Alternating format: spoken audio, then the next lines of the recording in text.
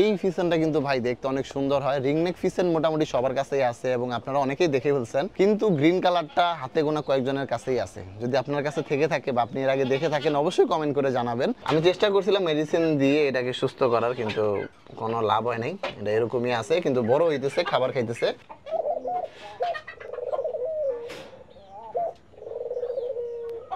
আসসালামু আলাইকুম এভরিওয়ান, কি অবস্থা সবার? আশা করি সবাই ভালো আছেন। এই মাসটার মধ্যে ভাই আমার অনেক ঝামেলা গেছে, যার কারণে আমি রেগুলার ভিডিও করতে পারি নাই, রেগুলার আপডেট জানাইতে পারি নাই। আমার বাসায় নতুন এনিমেল আসছে, সেগুলো আমি এখন পর্যন্ত আপনাদের দেখাইতে পারি নাই। আর এর আগের ভিডিওতে বলছিলাম যে আপনারা গেস কইরেন যে আমি কি নতুন পোষা প্রাণী আনছি। তো আপনারা অনেকেই কমেন্ট করছেন ভিডিওতে, তো যারা যারা কমেন্ট করছেন সবাইকে ধন্যবাদ। অনেকের কমেন্ট দেখলাম যে পারফেক্ট হয়েছে, যে না আমি কি আনছি ওটা ওরা বুঝতে পারছে। আবার অনেকে দেখলাম যে অনেকে বলছে কোয়েল আনছি, কিন্তু কোয়েল আমি আনি নাই।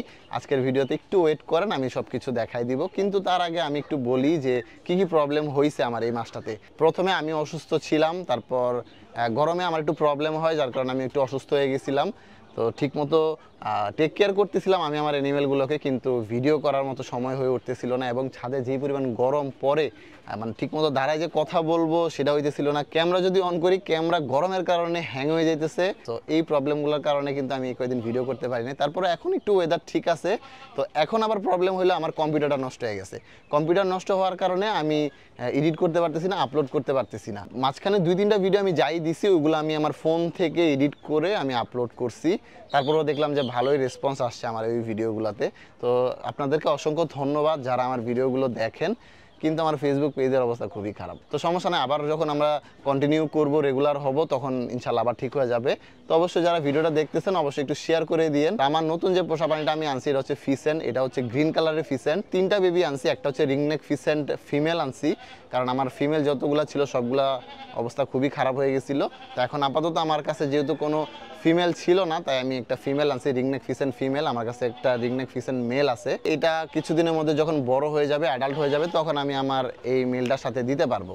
আর এই পাশে আরেকটা পেয়ার আনছি, সেটা হচ্ছে গ্রিন কালারের রিংনেক ফিসেন্ট। এই ফিসেন্টটা কিন্তু ভাই দেখতে অনেক সুন্দর হয়। রিংনেক ফিসেন্ট মোটামুটি সবার কাছেই আছে এবং আপনারা অনেকেই দেখে ফেলছেন, কিন্তু গ্রিন কালারটা হাতে গোনা কয়েকজনের কাছেই আছে। যদি আপনার কাছে থেকে থাকে বা আপনি এর আগে দেখে থাকেন অবশ্যই কমেন্ট করে জানাবেন। কিন্তু আমি এর আগে দেখি নাই, তাই আমি ভাবছি যে এটা আনা দরকার, তাই আমি এটা নিয়ে আসছি। রিংনেক ফিসেন্ট বাচ্চা আমি প্রথম দিকে আনছি, তো আনার পর যে প্রবলেমটা আমি ফেস করছি, ওদের ঠান্ডা লেগে গেছে। আমি তুষ দিয়ে ওদের ঘরটা সাজাই দিছি।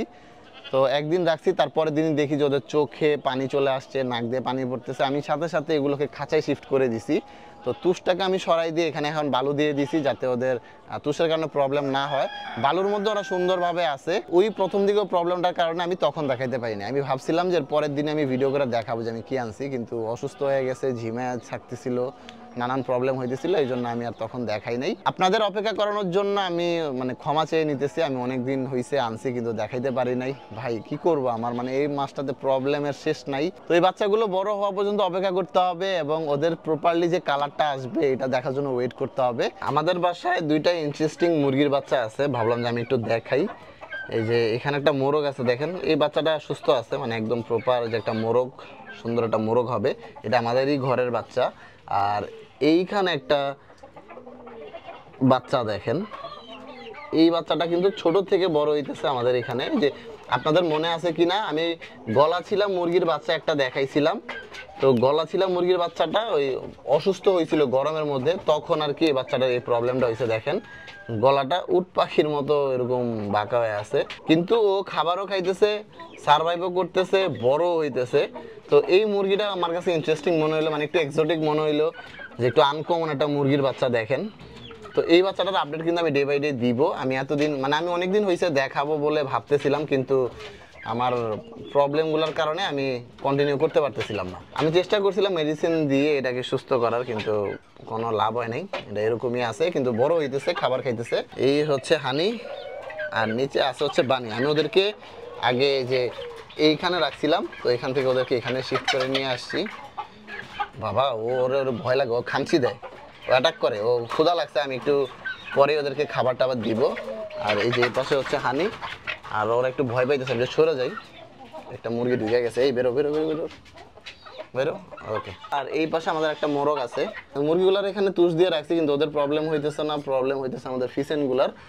তো ফিসেনগুলোকে আমি ওই বালু দিয়ে রাখছি। আমার আসিল মুরগিটা যে ডিম দিছে, এই যে ওর এখানেও বালু দিয়ে রাখছি, বালু আর তুষ মিক্স করে দিছি। ভাবছিলাম একটা মেল আনবো, গরমের কারণে আমি ভয়ে মেল আনি নাই, মানে ভয় পাইতেছিলাম যদি মেলের প্রবলেম হয়, তো আমি মেল আনি নাই। তো এখন ও আবার ডিম দেওয়া শুরু করছে, কোরবানের পর হয়তো ওর জন্য একটা মেল নিয়ে আসতে হবে। বাহিরে আমাদের হাঁস মুরগিগুলো একটু দেখে, আমরা অনেক হাঁস মুরগি কমায় ফেলছি গরমের কারণে, প্রবলেম হইতেছিল, তাই আমরা অনেক কমায় ফেলছি। হাঁস আছে আমাদের 4টা, আর আমাদের কালো মুরগিগুলো আছে যে কাদাকনাথে যে কালো মুরগিগুলো, এখানে একটা আছে, তারপর ওই যে ওইখানে একটা আছে, আর আরেকটা কই একটা আছে মনে হয় উপরে। তো এই কয়টা মুরগি আছে আমাদের বাইরে। তো এখন চেষ্টা করতেছি আস্তে আস্তে যাই থাকবে সবই এক্সোটিক থাকবে। যে এটা হচ্ছে রিগনেক ফিসেন ফিমেল, এইটা হচ্ছে মেলটা। এটার মধ্যে যে আস্তে আস্তে দেখেন কালার কিন্তু আসতেছে। মেলটা একটু ফ্রেন্ডলি আছে, হ্যাঁ, মেলটা ভয় টয় পায় না, কিন্তু ওই যে ফিমেলটা একটু লুকায় লুকায় থাকে। এগুলো আনছিলাম অনেক ছোট বাচ্চা, আমি প্রায় 1 মাস পর আমি দেখাইতেছি ভিডিওতে। ফিমেলটা ওই যে এটা হচ্ছে ফিমেলটা, ফিমেলটা লুকায় লুকায় থাকে।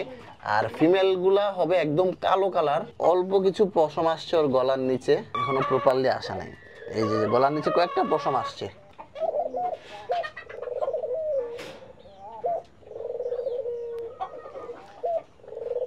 আজকে হঠাৎ করে কি হইলো, ঘুঘু পাখিটা আমার সামনে ডাকাডাকি করতেছে। নর্মালি আমি আসলে ডাকাডাকি করে না। তো যাই হোক, এখন ঈদের পর আমার প্ল্যান হচ্ছে যে আমার বাসায় নতুন কিছু পোষা প্রাণী আসবে। আমার ইচ্ছা আছে একটা বেবি বার্ড, আমি যেটাকে টেম করব, মানে বড় করব, এবং আমি চেষ্টা করব যে এটাকে মানে খোলাভাবে ছেড়ে রাখার। তার মধ্যে আমি যেহেতু এর আগে খুব বেশি কিন্তু পাখিটা কি পালি নেই, এমনি অনেক আগে আমি বাজরিগার পালতাম, তো এরপর কিন্তু আমি আর তেমন পাখিটা কি পালি নেই। সো আমার এগুলো নিয়ে আইডিয়া নেই। তো আমি চেষ্টা করব যে প্রথম দিকে আমি লাভবার্ডের বেবি নিয়ে আসা, লাভবার্ডের বেবি এনে এটাকে টেম করব, টেম করে ছাড়বো। আমি সেই রিস্কটা নিব, আমি এখানে ছাড়বো, এখন দেখবো যে ও আসে কি না। প্রথমে আমি লাভবার্ড এনে ট্রাই করি, তারপর আমরা সানকুনুর আনবো ইনশাল্লাহ। তো প্রথমে আমি ঈদের পর মাস্ট আমি লাভবার্ড আনতেছি টেম করার জন্য। লাভবার্ড দেখলাম যে অনেক কিউট হয়, ছোট সাইজের এবং অনেক সুন্দর হয়। আর আমার ব্যাকগ্রাউন্ডে কিন্তু ওই যে আমাদের ছাগলটা ডাকতেছে, ছাগল বলতে আমরা কোরবানির জন্য ছাগল আনছি, এবং ও অনেক ডাকাডাকি করতেছে। যার কাছ থেকে আনছি উনি হয়তো বা এটাকে ছেড়ে রাখছে, এখন আমরা এটাকে বাইধা রাখছি, যার কারণে ও ডাকাডাকি করতেছে। ভিতরে খাবার দিয়ে আসছি মাত্র। আর এই পাশে আমার কবুতরগুলোকে একটু দেখাই, এই পাশে কবুতর কিছু মিক্স হয়ে গেছে খাবার দেওয়ার সময়, আর ওরা ডিমও দিয়ে দিছে। এই যে এই ডিমটা যে মাত্র দিল, এই কবুতরগুলোকে খাবার দিয়ে দিব। তারপর আমার নিচে হ্যামস্টারগুলো আছে, হ্যামস্টারগুলোকেও খাবার টাবার দিয়ে দিব।